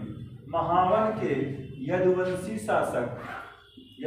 शासक की चर्चा किए थे ना, यदुवंशी शासक कुलचंद्र, यही पूछा गया था पीसीएस में कि जब जो है महमूद गजनवी जो है मथुरा वृंदावन पर आक्रमण करता है तो उस समय वहाँ का कौन शासक था, तो कुलचंद्र, यदुवंशी शासक कुलचंद्र ने इसका जबरदस्त प्रतिरोध किया भाई। उसने बड़ी वीरता से महमूद का सामना किया, किंतु वही होना था, पराजित हुआ। अंत में कुलचंद्र ने क्या किया, अपनी दोनों पत्नियों का गला काट दिया, उनकी हत्या कर दी। समझ गए क्यों काट दिया? तो मतलब आक्रमण किया उसने, वीरतापूर्वक महमूद का सामना किया, किंतु पराजित हुआ। अंत में कुलचंद्र ने क्या किया, अपनी दोनों पत्नियों को काटकर स्वयं भी आत्महत्या कर लिया। अपनी दोनों पत्नियों को मार डाला और स्वयं भी आत्महत्या कर दी। उसका कारण वही था, अपने सम्मान को बचाना। महावन को लूटने के पश्चात गजनवी ने मंदिरों की नगरी मथुरा, वो मथुरा लगा ही था, मथुरा पहुंचता है और मथुरा की रक्षा को कोई प्रबंध नहीं था और महमूद ने इच्छानुसार मथुरा को जबरदस्त लूटा, पूरा कोना कोना लूटा। क्योंकि मथुरा मंदिरों की नगरी थी, धार्मिक हिंदुओं का आस्था की नगरी, तो वहाँ पर बहुत सोना और उसको जो है उपहार चढ़ावे की बहुत सारी धन संपदा उसको मिल जाती है वहाँ। ठीक, जबरदस्त लूटा और मंदिरों को तोड़ा, लूटा, खोद खोद कर धन निकाला वहाँ से, मथुरा से। फिर उसके बाद नगर को बर्बाद कर दिया, स्त्री पुरुषों का कत्ल कर दिया, गुलाम बनाया। नास्तिक लड़का बोला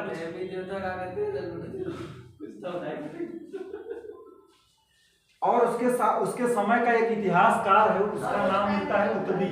इधर देखो, उत्तबी जो है, सुनिए, उत्तबी अपने लेख में, उत्तबी अभी बताएंगे बेटा, इधर उत्तबी अपने लेख में उस समय की मथुरा की भव्यता का विस्तृत वर्णन करता है। कितना भव्य नगर हुआ करता था, तमाम जगह जगह मंदिर, सराय वगैरह जो है, इसकी भव्यता का विस्तृत वर्णन करता है कि कितनी खूबसूरत मंदिर थे जिसको जो है महमूद गजनवी ने तोड़ दिया। जबकि उत्तबी इतिहासकार था, आया उसी के समय था, लेकिन कह रहा कि मथुरा कितना भव्य नगर था। तो उत्तबी ने यहाँ की मंदिरों की भव्यता और महमूद की लूटपाट की चर्चा करता है अपने विवरण में, ये चाहे लिख सकते हो। अब इसका देखिए 13वां आक्रमण 1019, 13वां आक्रमण 1019, ये कुलचंद्र को जरूर लिख लेना भाई, ये पूछा गया है, यदुवंशी शासक कुलचंद्र। अब देखिए इसका 13वां आक्रमण मथुरा के निकट उतने ही भव्य वृंदावन पर कर दिया। 13वां लगभग 1019-20 में, 1019-20 कहाँ कर रहा है, मथुरा वृंदावन। तो मथुरा वृंदावन उसी के बगल में था कि वही दशा हुई और महमूद को लूट का अपार जो मथुरा में हुआ वही वृंदावन में भी हुआ। और यहाँ से महमूद कन्नौज गया भाई। अब यहाँ से, क्योंकि उसका मिशन कौन था, कन्नौज, अब यहाँ से वो आगे बढ़ता है कन्नौज। हालांकि यहाँ डेट का वो मिलता है कि इसी समय वो कन्नौज गया था, उनकी किताबों में नहीं, अगले साल गया था 1920। तो कुल मिला के वो सबसे पहले महावन, फिर मथुरा, सबसे पहले बुलंदशहर, फिर महावन, मथुरा, वृंदावन, उसके बाद कन्नौज पहुंच जाता है। ठीक, अब कन्नौज में उसका वही था अंतिम शासक, गुर्जर प्रतिहार वंश का राज्यपाल राजा वहां पर शासन कर रहा था। वह बारी भाग गया, अपनी राजधानी बारी भाग गया। जब देखा कि जो है ये लोग आ रहे हैं तो वह वृंदावन को छोड़कर कहाँ भाग गया, अपनी राजधानी बारी, इसकी राजधानी हुआ करती थी, बारी भाग गया और वृंदावन को धुआंधार लूटा गया। और जब वृंदावन को लूटा गया और मथुरा को लूटा गया तो और जो शासक हुआ करते थे हिंदू राजा, उनका जमीर जग गया। अरे हमारे राधे कृष्ण या जो तमाम मंदिरें हैं उनको भी नहीं छोड़ा जा रहा है, अब हम जो है वहां का जो शासक है उसको दंडित करेंगे पहले। और इसने लूटा और ये चला गया भाई। यहाँ से महमूद ने क्या किया, वही दशा, वृंदावन को लूटा, अपार का धन प्राप्त किया। महमूद कन्नौज गया, जहाँ गुर्जर प्रतिहार वंश का अंतिम शासक कौन राज्य कर रहा था, राज्यपाल। और ये राज्यपाल ने जब देखा कि महमूद गजनवी एक बड़ी सेना लेकर आ रहा है, सबको रौंदते हुए चला आ रहा है, उसकी हिम्मत ही नहीं पड़ी कि प्रतिरोध करे। वह भाग गया बारी, यही अगल बगल है, बारी नहीं है आपकी, फरुखाबाद के आगे सर है। हाँ। तो फरुखाबाद, कन्नौज जो है पहले फरुखाबाद में पड़ता है, तो अलग जिला बना के कंपनी की साइड में है बारी, सब गांव कुछ पड़ता है। हाँ हाँ, तो वहां भाग गया महमूद ने, वही किया, कन्नौज को भी जी भर कर जीता, क्योंकि राजा ही जब भाग गया कोई मतलब नहीं, खूब जबरदस्त लूटा, जी भर कर कन्नौज को लूटा। इसके बाद महमूद ने कानपुर के निकट आया, वो मंझावन में, मंझावन, और यहाँ पर ब्राह्मण शासक था एक मंझावन। तो मंझावन में इनको काफी प्रतिरोध का सामना करना पड़ा। यहाँ पर एक ब्राह्मण शासक हुआ करते थे उस समय, ब्राह्मणों की किलो के नाम से तो प्रसिद्ध था, और 25 दिन के संघर्ष के बाद महमूद ने इस किले को भी जीत लिया। मंझावन ये आपका कानपुर में पड़ता था, ब्राह्मणों का किला माना कहा जाता था उस समय, ब्राह्मणों के किले के नाम से प्रसिद्ध था। मंझावन को भी 25 दिन के संघर्ष के बाद किले पर विजय प्राप्त की। और फिर हुआ वही, जो स्त्री पुरुष थे बेचारे सब जल मरे, पुरुष युद्ध में मारे गए। इसके बाद 80 के शासक चंद्रपाल यहाँ से मंझावन से आगे बढ़ा 80 में एक राजा हुआ करते थे, उनका नाम था चंद्रपाल, उनको हराया चंद्रपाल। फिर आगे बढ़ा चंद्रपाल, 80 के शासक चंद्रपाल, और फिर सरसावा यानी सहारनपुर के निकट चांद राय को हराया। सरसावा अर्थात सहारनपुर नाम हुआ करता था शाहहारूनपुर, शाह हारून के नाम से सहारनपुर पड़ा है, शाह हारून। यहाँ पर चांद राय हुआ करते थे, उनको भी हराया। चांद राय, हाँ, चांद राय को हराया। आगे उसने फिर क्या किया भाई, चांद राय को सहारनपुर में हराया, 80 में चंद्रपाल को हराया, मंझावन का किला जीता, और फिर कन्नौज जीता। उसके पहले महावन, मथुरा, वृंदावन, बुलंदशहर, ये सबको रौंदता गया। फिर अगला देखिए, अब रास्ते में इसका कोई मुकाबला नहीं किया, मार्ग में विभिन्न स्थानों का लूट पार करता हुआ वह गजनी वापस लौट गया। ठीक, अब इसका देखिए 14वां आक्रमण, 13वां हो गया, खत्म कर दे रहे हैं। ये बच्चे इतना इंटरेस्टेड हैं, इतने लोग कोई नहीं इंटरेस्टेड है, 3, 6, 7 ही लोग हैं। एक है, कोई बात नहीं, जिसको पढ़ना है वो रहेगा, जिसको नहीं पढ़ना है वो चले जाएंगे। अब अगला देखिए, सर जब तक दिलों के लाख लिख लीजिए 14वां 1019 बस खत्म है। 14वां देखिए, आज तो मौसम सही है, काहे परेशान है? 5 बजे तक धूप निकली, बड़ी बात। 1019-20 में हुआ इसका 14वां, 1019-20 इसमें भी चली गई यार। हाँ सर।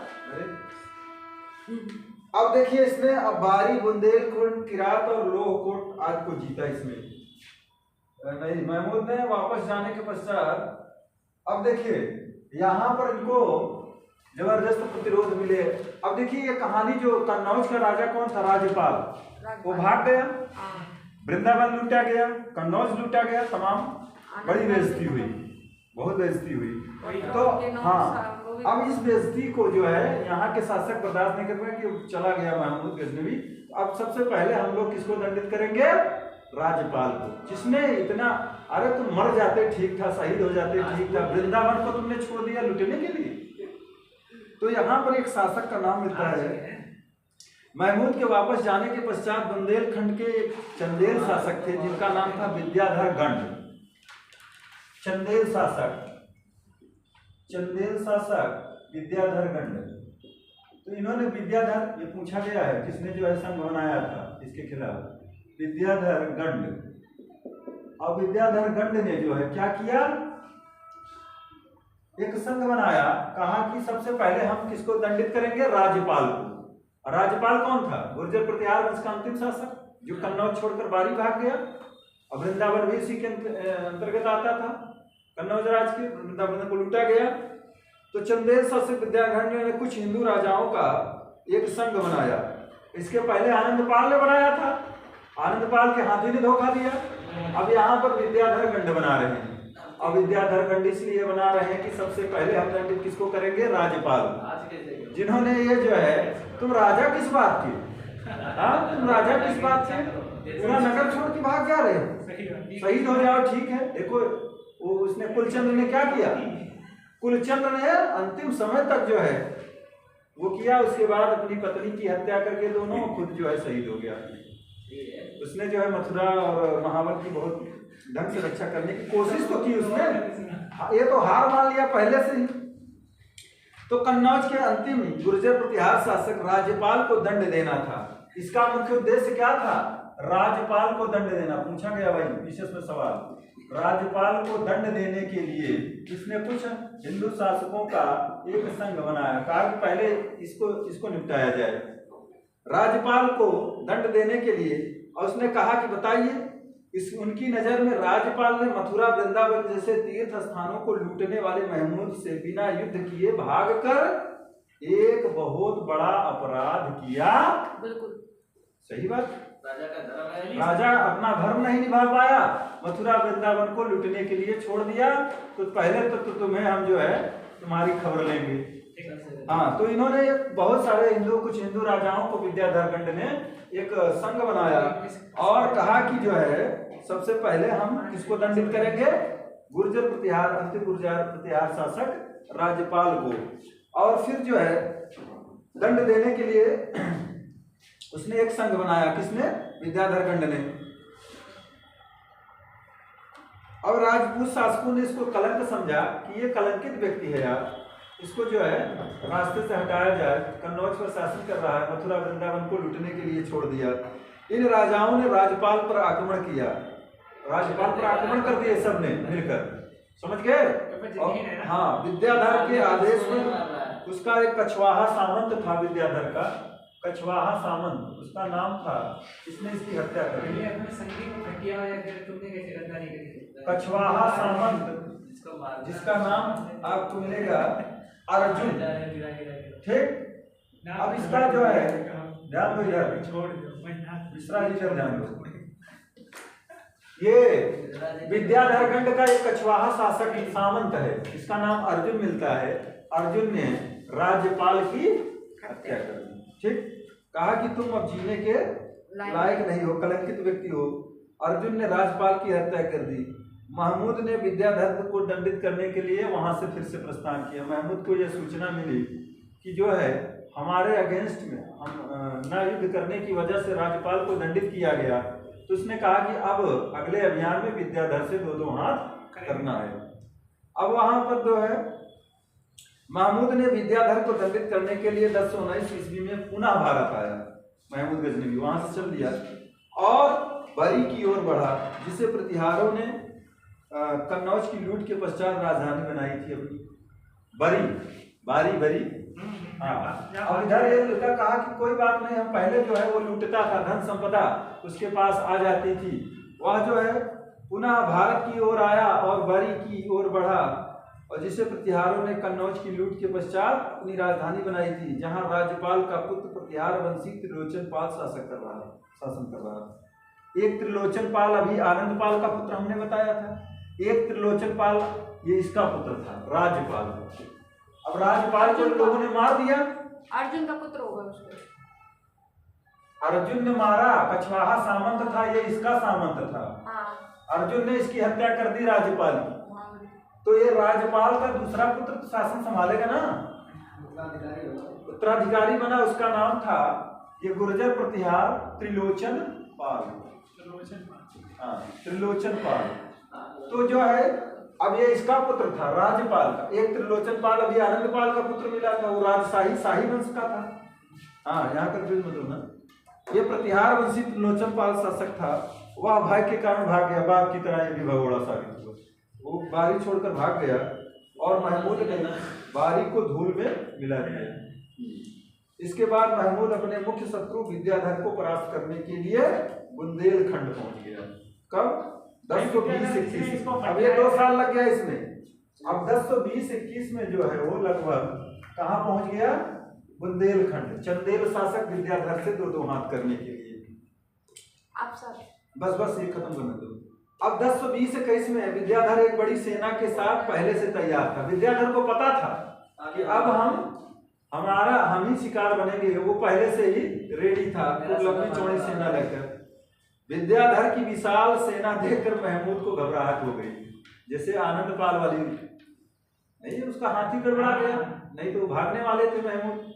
विद्याधर की विशाल सेना देखकर महमूद को घबराहट हुई, परंतु शाम के झुरमुटे में एक हिंदुओं की एक सेना के एक भाग की पराजय हुई। छोटी मोटी सेना बहुत बड़ी होती, कोई एक किसी साइड की सेना हार गई, हाँ एक टुकड़ी, इस छोटी सी टुकड़ी का हार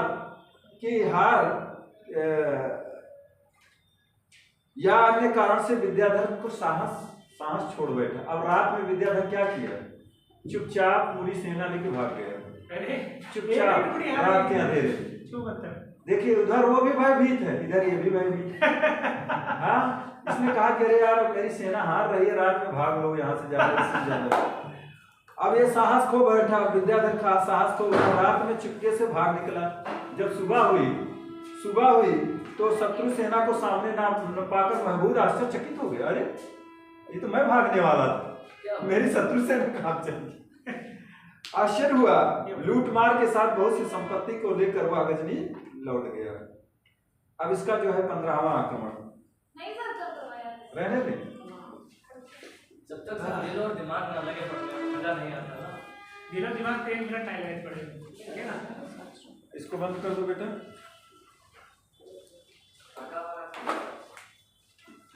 दूसरा 5 लोग रहेंगे। एक बात बताएं, आज खत्म कर दिए। कोई बात नहीं, कल क्यों नहीं खत्म कर पाए? नाश्ता पानी करने चले गए, कुछ लोग आप लोग चले गए।